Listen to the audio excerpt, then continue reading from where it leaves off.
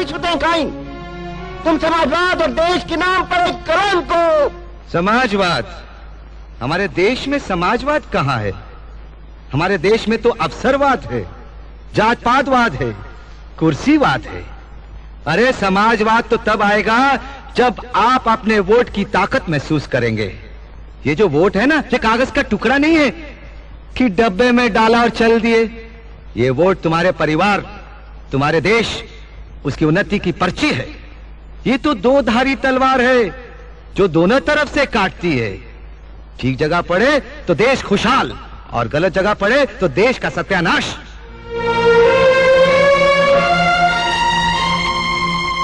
अरे भाइयों, हम तो आपसे एक सवाल पूछते हैं। जब आप अपनी बहन या बिटिया की शादी तय करते हैं तो पहले अच्छा लड़का ढूंढते हैं, अच्छा खानदान देखते हैं, उसके गुण और अवगुण देखते हैं, तब जाकर कन्या की शादी करते हैं। वोट भी तो तुम्हारी बहन और बिटिया है ना, उसको किसी को भी उठाकर दे देते हो। अरे भाई, ये वोट तो भरोसेमंद और ईमानदार को देना चाहिए।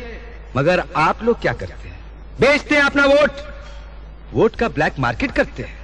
जिसने ज्यादा पैसे दिए उसे दे दिया। वोट तो ऐसे बांटते हो जैसे वोट सड़क पर मिलता है। कभी किसी दोस्त को दे दिया, कभी अपनी जात वाले को दे दिया और कभी बेच दिया। अरे हम तो कहते हैं जो वोट बेचता है वो भी बेईमान है, जो वोट खरीदता है वो भी बेईमान है। तो फिर किस मुंह से हमें बेईमान कहते हो? हाँ, अरे अगर बेईमान लोग सरकार बनाएंगे तो सरकार तो बेईमान बनेगी ही। तो फिर चिल्लाते काहे को कि डाउन डाउन मुर्दाबाद? जिस दिन तुम वोट खरीदने वालों को अपनी चौखट से धक्का मारकर बाहर निकाल दोगे, उस दिन ये सब कुछ ठीक हो जाएगा। अब देखो, हमारे इन उप मुख्यमंत्रियों को, इन बेईमानों को किसने भेजा? ये आप ही के लोगों के भेजे हुए हैं ना। अब ये बेईमानी नहीं करेंगे तो क्या करेंगे? आज से 5 साल बाद जब इनको इलेक्शन लड़ना पड़ेगा तो ये पैसा कहां से लाएंगे? अरे यहीं से तो लाएंगे ना। अरे बोलिए बोलिए। आप कहते हैं कि हमने रिश्वत ली है, बेईमानी की है। अरे हम कहते हैं हाँ हमने रिश्वत खाई है। कोई कहता है 12 करोड़, कोई कहता है 15 करोड़, कोई 16। आप जानते हैं हमने कितना कमाया है? हाँ, 62 करोड़। 62 करोड़, 60 और 2। हाँ, अरे जरा सोचिए तो सही, अगर 6 महीने में हमने 62 करोड़ रुपया कमाया है तो हमसे पहले इतने लोगों ने इतने सालों में कितने करोड़ कमाए होंगे? हाँ?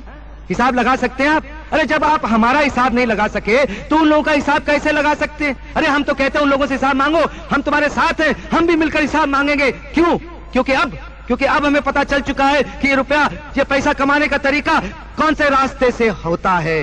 हाँ, बेईमानी का पैसा किस रास्ते से कमाया जाता है ये अब हमें पता चल चुका है। आप लोग कहते हैं कि हम बेईमान हैं। हाँ, आप क्या कहते हैं? आप क्या कहते हैं? आप क्या कहते हैं?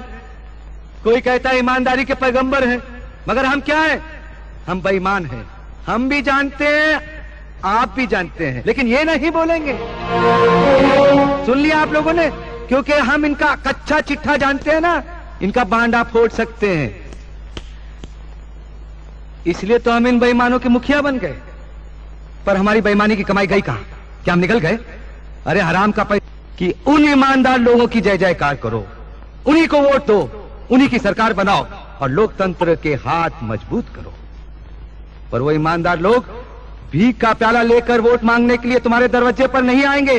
अरे तुम्हें जाना पड़ेगा उनके दरवाजे पर अपना वोट लेकर और उनसे विनती करनी पड़ेगी कि हमारा वोट स्वीकार करो। वो देखिए, आपके सामने बाल मुकुंद त्रिपाठी खड़े हैं।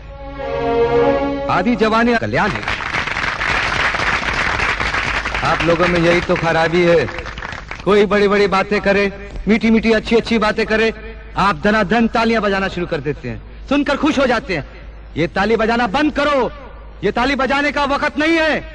अरे आपके इस सीधेपन का तो लोग फायदा उठाते हैं। पहले हमसे पूछो, ए राम अवतार, वो 62 करोड़ रुपया कहां है? वो 62 करोड़ हम बैंक में रखा है और ये रही उस बैंक के लॉकरों की चाबियां। 62 करोड़ बैंक में है। अब कहो कि हम बेईमान हैं, रिश्वतखोर हैं, धोखेबाज हैं, बोलो। अगर लोगों को कुर्सी पर बिठाने का हक आप लोगों के पास है तो उनको कुर्सी से घसीट कर नीचे फेंकने का हक भी, ताकत भी आप लोगों के पास होनी चाहिए।